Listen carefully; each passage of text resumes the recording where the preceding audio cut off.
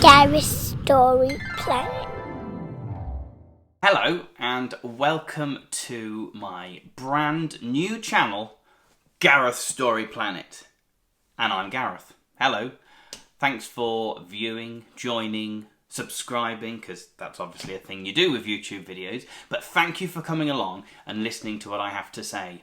This is an amazing platform to do anything you want to, really. But I am going to be talking, because I really like talking. And I'm going to be talking about my writing journey, because I am proud to say that I am a children's author. Yay! It's the most amazing job in the world. I can sit, I can write, I can tell stories, I can be silly, I can be emotional, I can be me, basically, and I absolutely love it. It's a brand new thing for me, which is why I decided to create this channel, so I can pass on some of the things that I've learnt, some of my knowledge, maybe some of my wisdom as well. But it's a place to come if you want to find out all about my books, my journey and my stories. So thanks so much for coming along. I hope you enjoy.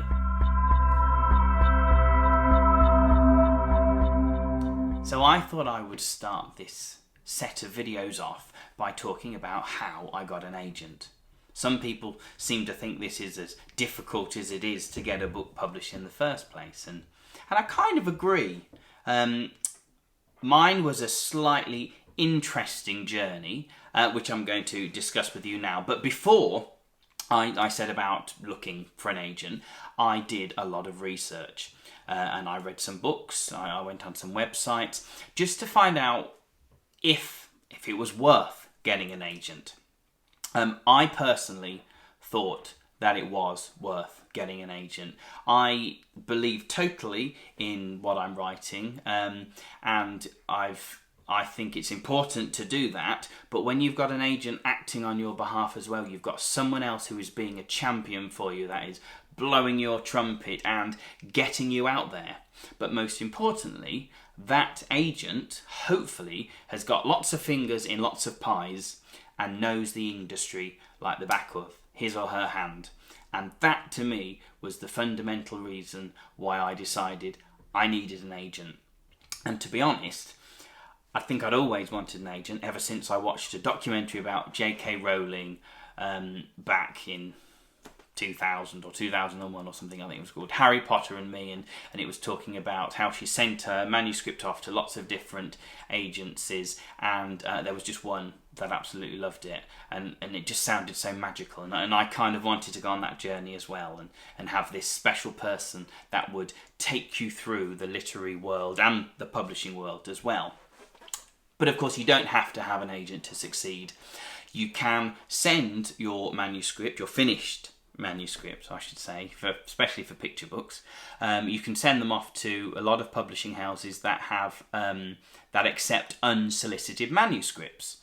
There aren't thousands of those, and I would say if you're thinking about going down that route, just be slightly wary, because it's probably just as difficult to get acknowledged and seen by doing it that way as it is to get acknowledged and seen by an agent as well, because it will pop through their letterbox into a big slush pile. That's what it's called.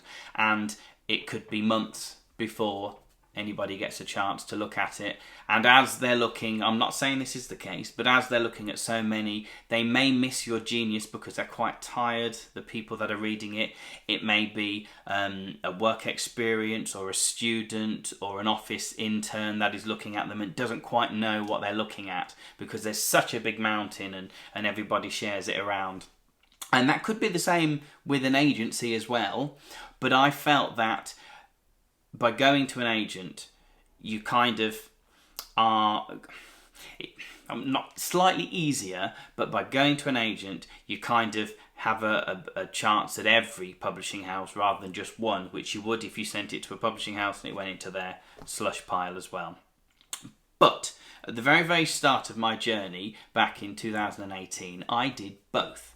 I sent some off through companies that accepted email submissions, and I sent off to about 4 or 5 agents. Now, I didn't do any more than that because one of the pieces of information that I found is that apparently agents know each other and they talk to each other.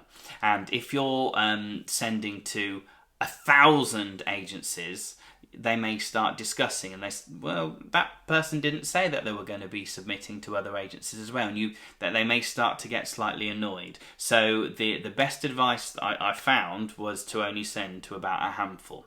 In the end, I only ended up sending to 5, and maybe 6 actually.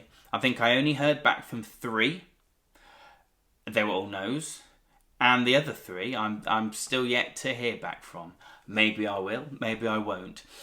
One of the things that, if you look, there's very specific submitting guidelines as well. If you look at those, sometimes the agents want the manuscript in the body of the text because they won't open attachments. Sometimes they want attachments. Sometimes they only want maybe the first couple of verses. Sometimes they want covering letters. Sometimes they just want your pitch, because you have to write agent letters as well. They're, I think, just as hard as writing the manuscript themselves. I wasn't very good at those, writing those, but I think just do it. Just have a go. Send a few off. If you get a few rejections, maybe you'll get some feedback. Maybe they'll say, this isn't quite what we're looking for. Maybe you could try this. And maybe you alter it. Maybe you change your tack. Maybe you shorten the letter as well, because I tend to ramble on quite a lot as well. So I'm pretty sure that my letters were a bit bigger than they should have been. Maybe that's the reason why I didn't get an agent that way. But anyway, those are 2 routes that you could go down. You can find publishers that are accepting unsolicited manuscripts. And unsolicited means it's coming from someone who isn't an agent with a special email or knowledge of that publishing house. But if you are doing that, what I would say is try and find the name and exact email address of someone within that company that is publishing house that is looking for the specific genre of books that you're aiming for. Don't send it to a generic admin@publishinghouse.com. That would be quite a good name for a website, publishinghouse.com. Find someone specific, so at least it goes into the right mailbox, because there is absolutely no point you sending to a company that only accepts puzzle books and you're sending a picture book into them, and you kind of go up the list, the hierarchy list, if you address that to a specific person as well rather than just a generic email address. But just make sure the publishing house accepts the kind of manuscript that you're sending as well. And also, that's the same for agents too. You'll find out about my agent, but I'm so lucky to have an agent that deals just in children's publishing, so they know the complete market. There are lots of agents out there that deal with the whole market, which is absolutely fine, don't get me wrong, because they've probably got lots of different agents that deal with the different genres: sci-fi, erotica, puzzle books, board books, children's, whatever. But mine just deals with children, and I feel in very, very safe hands. But more about that in a moment as well. So I did all of my submissions. I did them to publishing houses, and I'd say the majority of the time I didn't hear back. They sometimes give you, if you don't hear back within 6 months, we're not interested. Well, it's gone past that. I'm sure they're not interested. A couple of people I did hear back from, and they said, thank you, really like your writing, but it's not for us. I'm sure it was read, and I'm sure that was a genuine response as well, but sometimes if there's a different size of font or a different colour of font, you know that you've just had a generic email that has just been plonked in and your name put on the top, which is absolutely fine. I understand that. They are very, very busy people, and the slush pile is probably 1 million long. They must get hundreds and thousands every month as well. So bear that in mind. You are fighting to get seen within a massive big swimming pool of words, which kind of seems like heaven. To sift through all of those would be an awesome job in itself. But I didn't hear back from any, or if I did, it wasn't the right kind of text for them. And all of the times that I got an email response like that, I would say, thank you for getting back to me. Really appreciate, the time looking at my stuff. Maybe this text would be more up your street as well. So I kind of had another bit of an in, because I had a named person that had emailed me back. I then directed the email straight to them. It didn't work. Nobody was interested. Never mind. I basically kept a log in this little book here which says submissions. I'm not going to show you too much because, maybe I should never say who turned me down. But there are quite a few.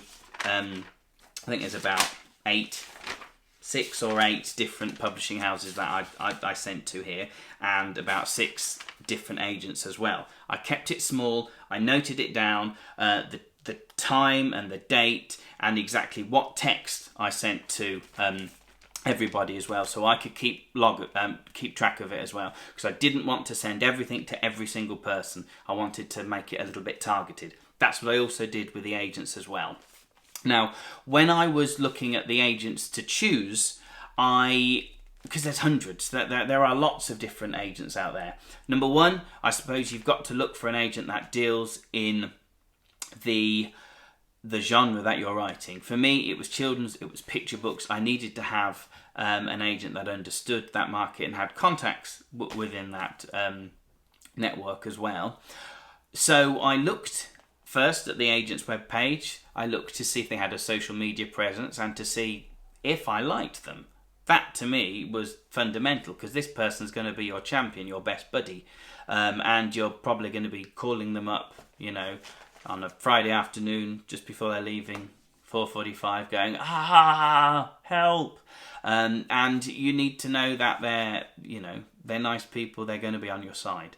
Of course, every agent that I've met and spoke to is a really nice person, and especially within the children's industry, everyone's so friendly.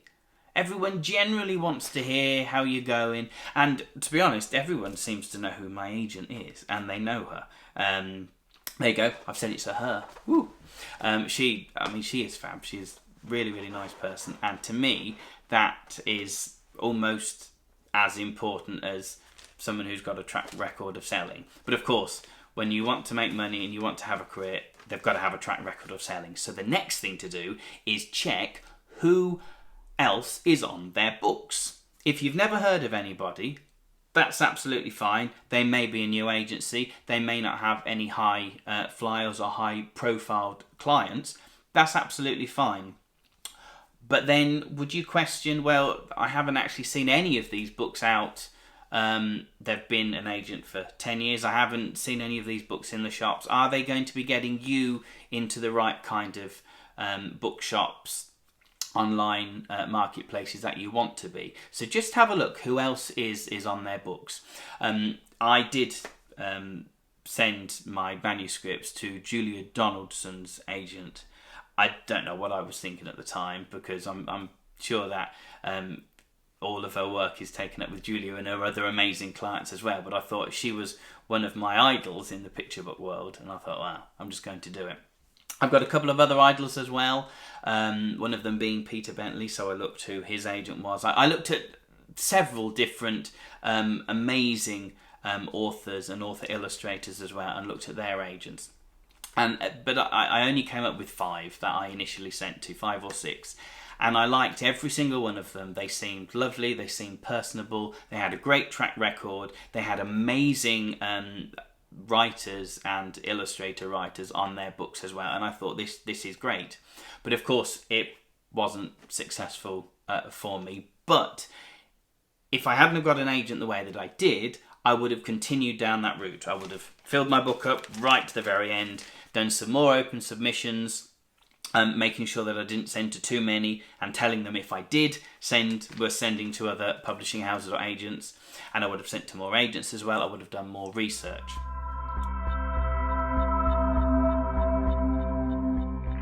Bye-bye.